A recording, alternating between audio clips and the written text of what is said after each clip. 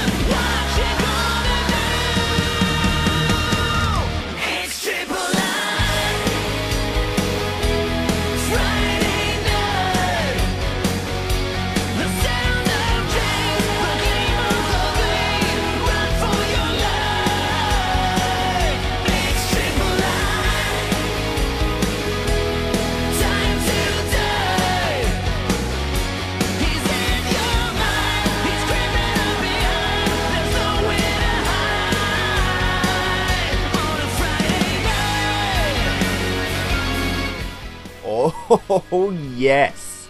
Now this is the game we've all been waiting for. Friday the 13th, the game. This game is a survival horror video game developed by IllFonic and published by Gun Media. Released May 26, 2017 for Microsoft Windows, PlayStation 4, and Xbox One. Up to 8 people can play, with 7 being camp counselors and 1 person being Jason. This is all randomized at the start of each game. The counselors will find different items throughout the cabins, like a pocket knife. The pocket knife comes in handy when Jason has you in his grasp. You can stick it right in his neck. Helps you get away for a little bit. It also helps, Jason can put down bear traps and you can defuse them with a pocket knife.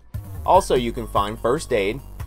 You'll find walkie-talkies. The walkie-talkies are very important because it's the only way you can talk to anybody on the map. If you don't have the walkie-talkie, you can only talk to those who are around you. Much like the NES game, the counselors all have different abilities. For example, some have better stamina than others, and some are better at stealth. The goal is to escape, and you could do so by calling the cops, which you'll need the phone fuse, which you install in one of the cabins, then go in and call 911. They will arrive in 5 minutes. Sometimes if you have a special perk, you can get special perks for these counselors. If you have that special perk, they come sooner. But other ways to survive is by a car or boat, with the boat being the easier of the two. The car needs gas, a battery, and keys, and the boat only needs gas and a propeller. The boat can hold up to 2 counselors, while the car can hold 4, but there's actually 2 cars. There's a 4-seater and a 2-seater. You can also kill Jason, but it's very difficult, and we're going to get to that. Just like the counselors, there are different Jasons to choose from. We have Part 2, Part 3, Part 6, Part 7, Part 8, Part 9. Now, Retro Jason, which is a throwback to the 1989 game we briefly spoke on. And Savini Jason, which was a pre-order only, and I'm not sure if everyone that pre-ordered got him. I didn't. But anyway, when Jason is near, the music will intensify, letting the counselor know you're most likely about to die. Jason has 4 abilities. Stalk, which allows you to sneak up on counselors with no music. Shift, which allows you to zoom like that creepy girl in the ring. Morph allows you to teleport anywhere on the map. And Sense allows Jason to find counselors faster, like the counselor or the houses will glow red. Just like the counselors, each Jason has different abilities. Some can run, some can't. Some are stronger when it comes to the morph ability, and some aren't. You get my point. Pick a Jason that can run, from my experience. The counselor sooner or later is going to slow down. Now, killing Jason. Like I said, it's very difficult. Tommy Jarvis is a playable character, and you need him for this to work. Tommy only comes when he is called on the radio, but doesn't actually show up until 2 counselors have been killed. Once Jarvis is there, someone playing one of the girl characters will need to get Jason's mother's sweater. So step 1, hit Jason multiple times to knock his mask off, and a female counselor pick it up. Step 2, find Jason's shack house and steal his mother's sweater as the girl that has the mask. With the woman having the mask, it kind of tricks Jason's mom into thinking it's Jason, so she will not notify him that somebody's there. Step 3, make sure Tommy has a machete. I also think an axe works, but I'm not 100% positive. Step 4, when the girl and Tommy are together and Jason is there, activate the sweater, hit Jason, he will fall to his knees. This is when Jarvis will hit the button that appears on the screen to trigger the cutscene. All in all, a really fun game. But yes, it does have its flaws. Day 1 was a nightmare. I couldn't even get in one game. During its first week, wait times to get into a game were close to 40 minutes for some. Longest I waited was 25.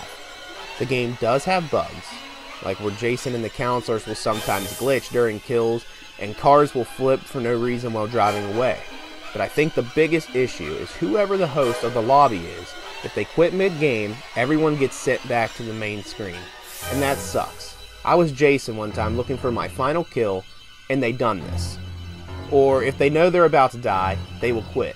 This is very annoying, but I think they're fixing this. I think I read on Twitter that they're going, if the party lobby leader, whatever, decides to quit, it'll switch over to the next person. And that definitely needs to happen. But all in all, I think this game is very fun. They did release, the free DLC as an apology for the awful launch. But I think it is a great game. I don't find it repetitive, even though it is the same thing over and over. I don't find it repetitive. I've not played the same game twice. So I'm going to give this game a 4 out of 5 because it's not perfect, but it is very good.